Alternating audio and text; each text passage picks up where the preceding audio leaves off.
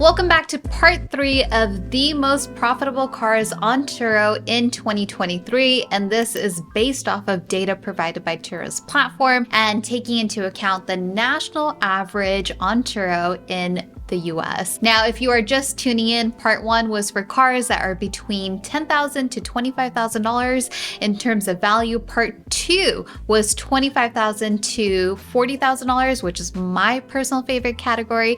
And part 3 today is we're going to go up into the luxury range between $40,000 to $100,000 if that is sort of the budget that you are working with. And as always, this list fascinates me because it is interesting on how the numbers are reported, and I'm going to show you exactly what you can do to double, triple check the information that is being provided to make sure it is in fact accurate and that the return on investment that you are anticipating on these vehicles is actually correct, because I think that the data is a little bit skewed, and I will explain exactly why. All right, so let's get into it. The number 5 car, which is in the range of $40,000 to $100,000, so we would sort of consider this the higher end range on the platform, is going to be a Jeep Gladiator. Now, I'm really surprised to see that, because I'm actually just surprised that people are listing those cars, because they just don't tend to be that common anymore. They were definitely very hyped up when they first came out. A lot of people listed them, but after that, it's sort of one of those cars that was maybe a little bit of a failure for Jeep, if you will. So surprised to see that information pop up on this list. Now, that has an annualized return on investment of 46.4%, and Turo is estimating that the annual loan cost on a Jeep Gladiator is going to be $8,893, with the average earnings being $13,000 per year. Now, one thing to note is that Turo is basing this off of taking an average range of the cost of a vehicle between a brand new vehicle in 2024 to the lower end of the range being a pre-owned 2018 model. And they are basing this off of financing terms of 60 months and at an 8.5% APR. So right there, in my opinion, is a little bit of a flaw in their information, because these days used cars are being financed at much higher interest rates due to inflation, due to interest rates rising. You are really looking at 10, 11, 12, 13, 14% and upwards based on your credit. So there is a little bit of a flaw in the information there, and that's something that you're going to want to check based on your credit profile and what type of interest rate you can get. Number 4 on the list is a Ford Expedition with a return on investment of 46.8%. They are estimating your average earnings per year to be $13,241, with an annual loan cost of $9,023.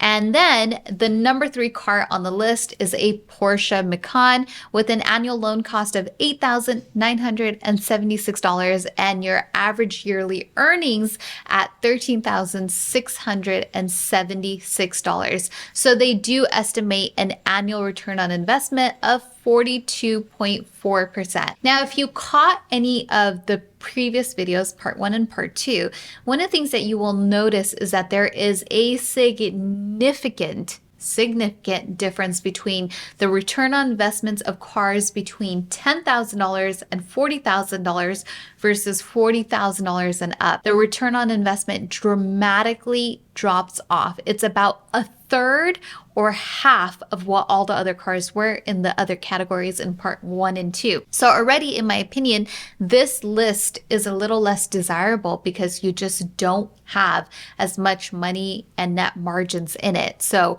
personally, just in my opinion, and it can vary based on market that you're in, I would probably stay away from these cars. But in certain markets, these cars can outperform perform the stated return on investment on this list and could do very well. So it all is market dependent. Number 2 on the list is a Chevy Suburban with an annualized return on investment of 59.6%.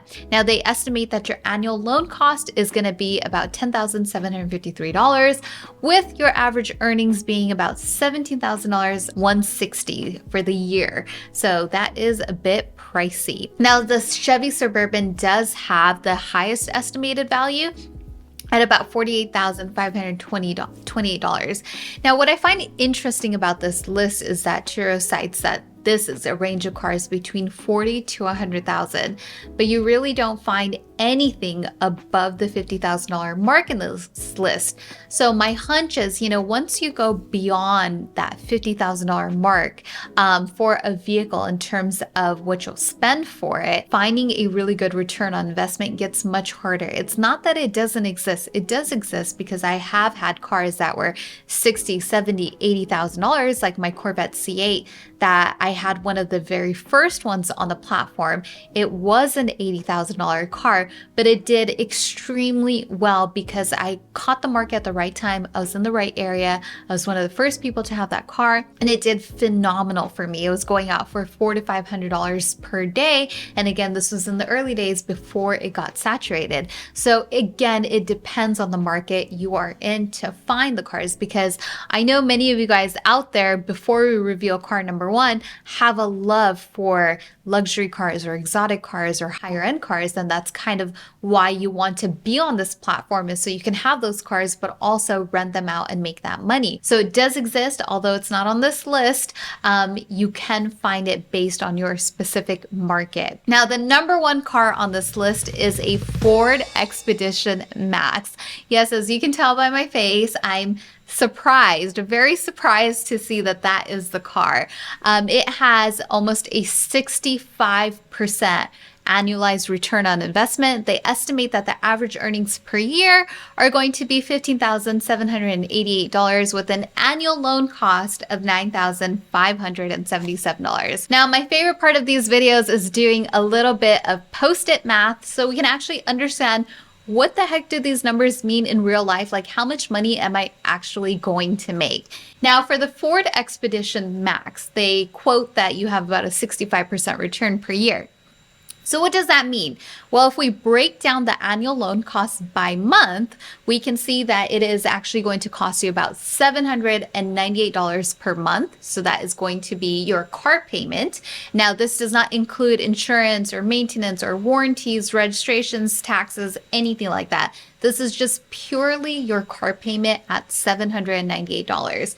And then the earnings per month, if we break it down, is going to be $1,315. So for quick math, we're going to take your total monthly earnings minus your monthly car payment, and that is going to give us a profit of $517. Now, that is a gross profit because we have not taken into account things like cleaning, monthly insurance bills, any sort of maintenance that might go into it, any additional costs that you might have to run these cars on the platform. So that will really eat away at your margin. So if your gross margin is $517, and let's just say you account for at least a couple $100 a month in expenses, well, that's going to cut your actual net margin by at least 50%. So if it's $517 a month, plus let's say you account $200, maybe $250 for insurance and, cleaning and deliveries and any additional costs,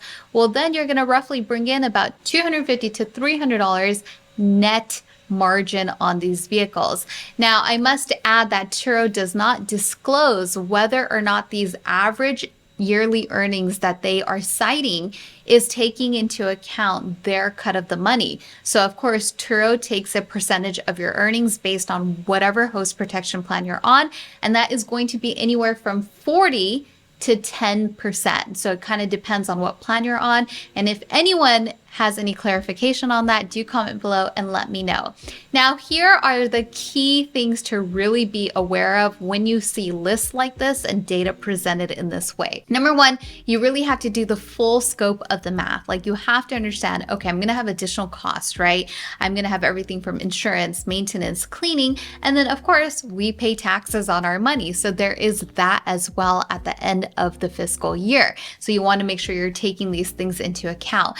And most importantly is you really have to do your market research. Now, I have an entire program on this where I will teach you how to actually go through your market, how to look at every little piece of information, the listings that you see in your area, to discern whether or not a car is going to be profitable. You can find that at powerhost.club. But basically, you need to see, okay, does this car exist in my area? How often is it being rented out? What is the average day rate? You know, what are people saying about it in the reviews? Now, is this host getting a higher than average amount of rentals because they're offering free delivery to the local airport, which is a huge value add, but also a huge cost center for a host. So what I mean to say is that there are often a lot of variables to take into account that are far more complicated than a simplified list like this for you to exactly discern whether or not a car will be profitable for you, which is why I really love the part 2 version of this video, where it was taking into account that cars that were between $25,000 to $40,000, because I find that cars within that range typically tend to have the most margin. And again, any time and labor that you put into any sort of car, whether it's a very low level $10,000 economical car, or it's a, $48,000 Chevy Suburban, right? Your labor is going to be similar, right? It won't be exact, but it will be similar. So the time you put into a car, regardless of which category it falls in, is going to be the same. So why not pick the car that is going to absolutely make you the most money, because your labor is going to be the same at the end of the day. So I would highly recommend you check out part 2, which is going to show you a category of vehicles that is actually going to have the highest margin. And so even when you deduct these expenses, it's going to make a lot of sense. Now you can catch that video right here, and I'll catch you guys down in the comment section below.